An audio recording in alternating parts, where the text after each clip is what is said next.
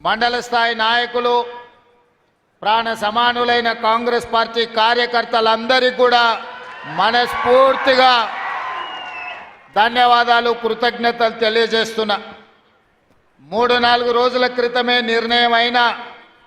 మొగిలిగిద్ద గ్రామ ప్రతిష్ట తెలంగాణ రాష్ట్రానికి ఒక గౌరవాన్ని తెచ్చిపెట్టిన 150 సంవత్సరాలు పూర్తి చేసుకుంటున్న పాఠశాల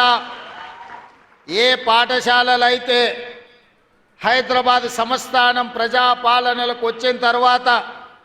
మొట్టమొదటి ముఖ్యమంత్రిని అందించిందో పరిపాలనలోనే మార్పులు తీసుకురాగలిగిన శక్తి సామర్థ్యాలు ఉన్న బూర్గుల రామకృష్ణారావు గారిని రాజకీయ దురంధరుడు ఎవరు పేరు చెప్పినా రాష్ట్ర జాతీయ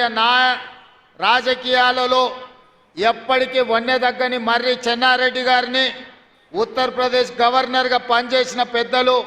సోషలిస్టు నాయకుడు సత్యనారాయణ రెడ్డి గారిని అదేవిధంగా గతంలో విద్యాశాఖ మంత్రిగా పనిచేసిన శ్రీనివాసరావు గారిని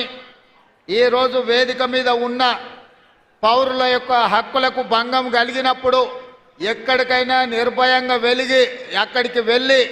ఆ ప్రజలకు జరుగుతున్న అన్యాయాలను ప్రపంచం దృష్టికి తీసుకొచ్చి పాలకులకు ఇష్టం ఉన్నా లేకపోయినా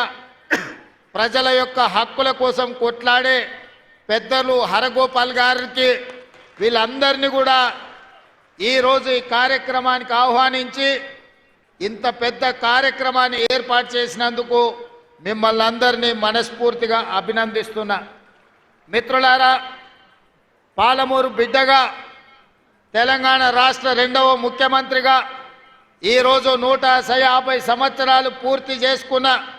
మొగిలిగిద్ద పాఠశాలను ఆధునీకరించడానికి ఈ కార్యక్రమంలో పాల్గొనడం ఇది నాకు ఒక గొప్ప గౌరవం అని చెప్పి నేను ఈ సందర్భంగా తెలియజేస్తున్నా। ఆనాడు నిజాం పాలనలో ఉర్దూలో ప్రారంభమైన ఈ పాఠశాల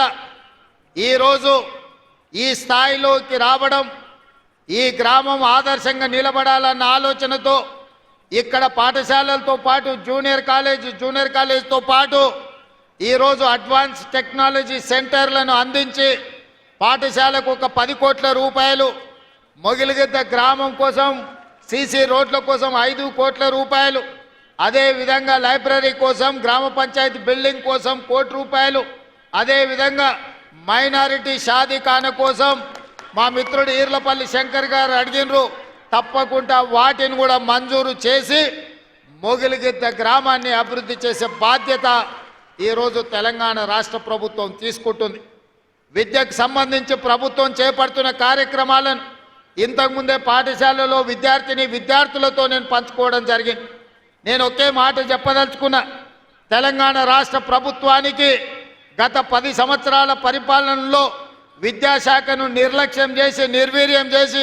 వేలాది సింగిల్ టీచర్ పాఠశాలలను తండాలలో గూడాలలో మారుమూల పల్లెల్లో మూసివేయడం జరిగింది।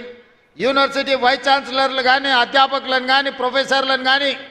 అసోసియేట్ అసిస్టెంట్ ప్రొఫెసర్లను కానీ నియమించకపోవడం వల్ల ఈరోజు కాకతీయ ఉస్మానియా లాంటి యూనివర్సిటీలు ప్రతిష్ట కోల్పోయి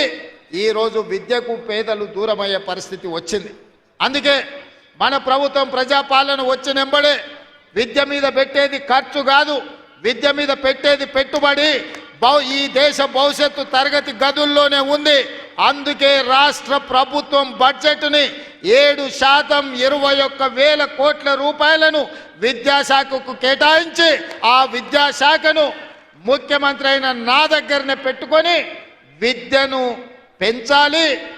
విద్యను పేదలకు అందించాలనే లక్ష్యంతో ఈరోజు ప్రభుత్వం చేస్తుంది। ఇదే కాదు, 10 సంవత్సరాలు టీచర్ల బదిలీలు జరగలేదు, 20 సంవత్సరాలు టీచర్లకు ప్రమోషన్లు ఇవ్వలేదు, దాదాపుగా 10 ఏళ్ళు డిఎస్సి నోటిఫికేషన్ ఇవ్వక ఒక్క నూతనంగా కూడా టీచర్లను నియమించలేదు। అందుకే మా ప్రభుత్వం వచ్చిన మొదటి సంవత్సరంలోనే 21,000 మంది టీచర్లకు ప్రమోషన్లు ఇవ్వడమే కాదు 35,000 మంది టీచర్ల బదిలీలు చేసి ప్రతి ప్రాంతానికి ఈరోజు టీచర్లను అందించే ప్రయత్నమే చేసినాం। ఇదే కాదు, మా అధికారుల కృషి వల్ల 10 సంవత్సరాలు నియామకాలు జరగని డిఎస్సి టీచర్ల నియామకం 55 రోజుల్లో 11,000 మంది టీచర్లను ఎల్బీ స్టేడియానికి పిలిచి వాళ్లకు నియామక పత్రాలు అందించి 11,000 మంది నూతన టీచర్లను అందించడం ద్వారా తండాలల్లో గూడాలలో ఉండే పాఠశాలలను తిరిగి ప్రారంభించే ప్రయత్నం చేసినాం.